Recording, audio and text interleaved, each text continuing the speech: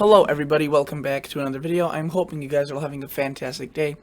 So today's upload is going to be a video about a large system, a large storm system that is going to be occurring across the next 48 to 72 hours.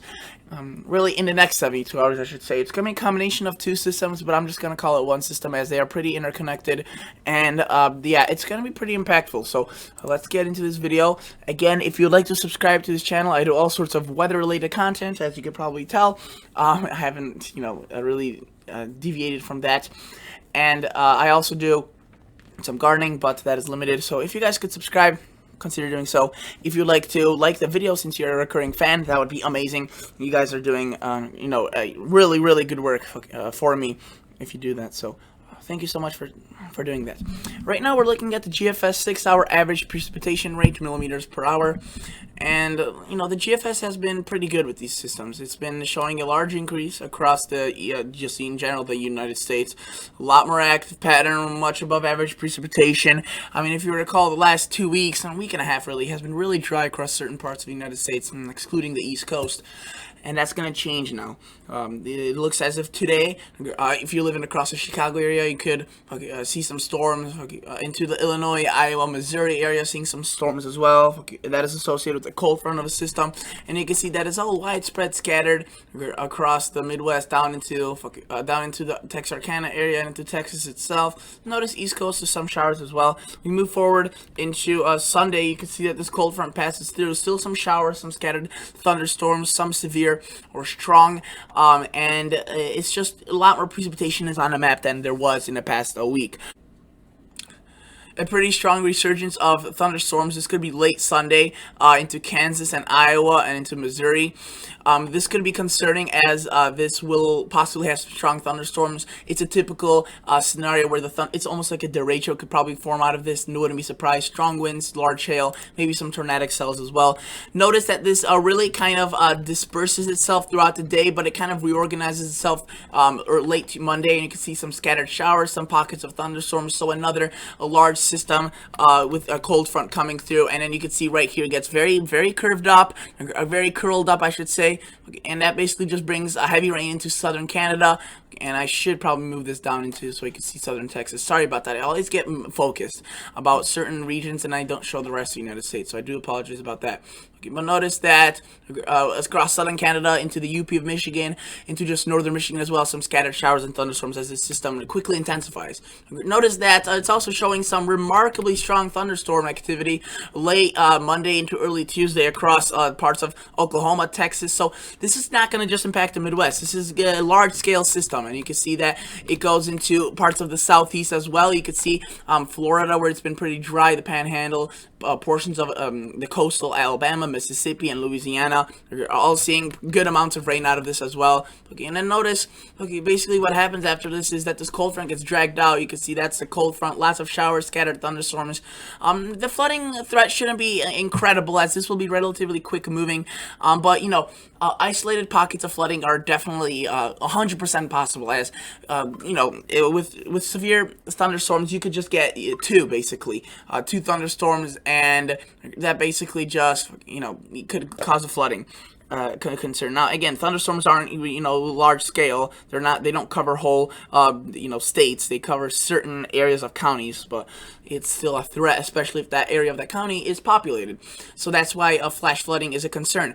So notice that after that, it seems like the pattern clears out, right? We just see we see much cooler air. This is Thursday, June 25th. So this upcoming Thursday, today I'm recording, and Saturday, June 20th. Okay, so in 5 days you can see we have a lot of cooler air marked by these mean sea level pressure lines. They're generally pointing towards some cooler air coming in. Notice that we see basically some scattered showers, thunderstorms, but again, more of a peace kind of time frame. But then look, next Friday, next Saturday, we could see another pretty intense storm across the Wisconsin area, which we'll have to monitor. For now, it's these main two storms are going to be our concern, and really just some scattered showers and thunderstorms around from some scattered showers and thunderstorms associated with this cooler air. they're not going to be really the threat here. The threat is like the next 48 to 72 hours with that those first two systems, which one is already now occurring. Let's go to the total accumulated precipitation. Again, this is not really accurate. It's just it just shows you where things are going to be wetter and where things are going to be drier. As you can tell, southwest is going to be drier. It literally shows zero precipitation, 0.00. Now, if you were to look at parts of the the eastern United States, it's wetter, and I would say almost everywhere it's at least half an inch or above. Few pockets of little bit lighter amounts. And again, this is mainly thunderstorms. This isn't a widespread tropical, rain that occurs over a large period of time and over a large scale. This is going to be isolated storms, so many of these locations probably won't even see rain if they're unlucky. A few locations will see the right amount of rain, and in many locations we'll see a lot of rain, where one or two or more thunderstorms occur over the same time frame. Notice there is, a trend that towards the south there will be some stronger rainfall amounts, and especially right here across Oklahoma, Texas, with that thunderstorm complex. Thunderstorm complexes drop a lot of rain, lots of precip, so that's why those are probably the most dangerous. Otherwise, isolated thunderstorms aren't really a threat, but you can see that's generally wet, and if we were to go forward into the long range, we see much more of a wet pattern continue. Hopefully this could load. You can see we see 2 inches and above for a good portion of the United States, but as of now, it's just these two systems. Let's look at another model like the NAM 12KM. It's a North American model. It's meant to be a high resolution model, and notice it's remarkably different from the GFS in terms of it's more isolated, the rain pockets, and that's more realistic. You may notice, like I explained, they're more isolated. The thing is that this is the NAM 12KM, alright? It's one model. It's not the most reliable model, and even if it was a reliable model, you just can't predict thunderstorms to the exact square mile, to that exact county. That's just not possible. We don't have that technology. So notice that based on its scenarios, it shows quite a bit across maybe northern Iowa into southern Minnesota, possibly a complex, a good amount across Oklahoma, so that could mean that maybe something could be developing there, possibly severe. But there's a lot of locations where it's literally a 3/10 of an inch to a 2/10 of an inch, which isn't really much. But again, it could be flipped inside out, basically, where these locations see more than those that are forecasted to see more. So just want to keep that in mind. Just because something says something doesn't mean it's gonna be like that, especially during the summer. If this was a snowstorm and if we were looking at snowfall amounts never end up looking like this. It's always a wide path of more a more widespread and just less erratic swath of snow. Yes, models have their differences, but it's usually not this varied like it is in the summer. It's basically impossible, again, to forecast exact thunderstorms. Let's look at the HER model. Now, this one is an extremely high resolution model. That's why it only goes out to 18 hours typically. Okay, but then every 6 hours, the 18Z, 00Z, 6Z, and 12Z, it goes out to 36 hours. Notice what it shows. Very isolated amounts of rain. Few pockets are definitely going to be seeing 2+ inches of rain. Then other areas are absolutely going to see nothing, just right out nothing. Notice there's a pretty nice line here across Indiana, Kentucky, and into Tennessee that sees areas 2 inches and above, which is probably associated with some sort of complex. If you were to look at the precip rain/frozen, we'd probably notice that it shows a nice extended area of rain with thunderstorms, and you can see that that's pretty widespread for summer right there, and that includes quite a bit of rain.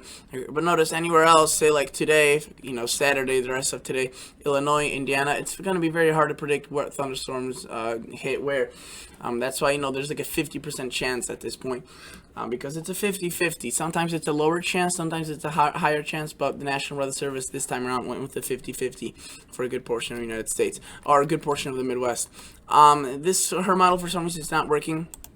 I'll let it load and come back to you. Let's look at the HER model. It finally loaded in. Let's take a look at this. So notice that today, for Sunday, or late Saturday, early Sunday, we don't see much at all of widespreadness. We see, let's actually zoom in on this for a bigger screen for you guys. Notice that some of these storms are going to be powerful, right? Okay, they're going to pack a punch. But let's say, focus on this one in Wisconsin. Okay, this one's forecasted to travel across southern Wisconsin. But, if this were a little bit farther south or north, if you live in northern Lake County, you'll probably see the cloud from this, but you won't see any rain. It's so isolated in nature, but, we can't just say, oh, it's isolated, you probably won't get hit. The chances are that you may be under that thunderstorm, and you can see they're showing some across Wisconsin. And, you know, I wish that I could just go off this HER model and be like, this is the exact track of that thunderstorm cell. It's not, you know, it's the best probably measurement tool for the weather we have now, you know, in terms of the best model we have, but it's still inaccurate pretty often. And you can see that tomorrow we see again that band across Indiana. We see scattered showers across much of the Ohio Valley, and this is where things get a little bit more serious. See though, that's a supercell, and there's a whole line of them erupting across Kansas and Nebraska. And notice that they spread across Iowa into Minnesota, so that could be more of a widespread rain threat. But as of now, more scattered, and they could be more severe. And notice that if you were to look at the Climate Prediction Center, today is a slight risk of severe thunderstorms, which, you know, isn't overly high by itself, only for a few areas, but that doesn't mean that you should take that with a grain of salt. Slight means, you know, there could be a chance of severe thunderstorms, and you may be saying, oh, even if we do get a severe, you do not want to be under severe thunderstorm. Those things pack a punch. They blow down power lines. They just dump buckets of water. So, you know, if it's something like enhanced, that's a big enough threat where you should be like, oh, we should probably, you know, have a plan just in case. If you see something like high or moderate on the scale of the Climate Prediction, Storm Prediction Center, then you're in danger for a significant threat of thunderstorms and, you know, damaging wind, possibly tornado. So that's nothing to be joking around with. You know, I've many times been under a marginal risk and still have gotten an absolute beast of a thunderstorm. You know, a severe thunderstorm is truly something to respect and something that needs to be more respected, as they are just absolutely Mother Nature's wrath at its finest. So definitely heed the warnings. You can see across the eastern United States, there's also a lot of just pockety thunderstorms here and there, missing there. But generally, you know, if you have a storm system, we see more of those, and that's what we've been having. We'll see 2 storm systems in the next 2 days. So those are going to be definitely making the headlines across the United States. So thank you guys so much for watching. Consider liking the video. Consider subscribing to this channel. And I'll catch you all guys on the next episode. See ya. Bye.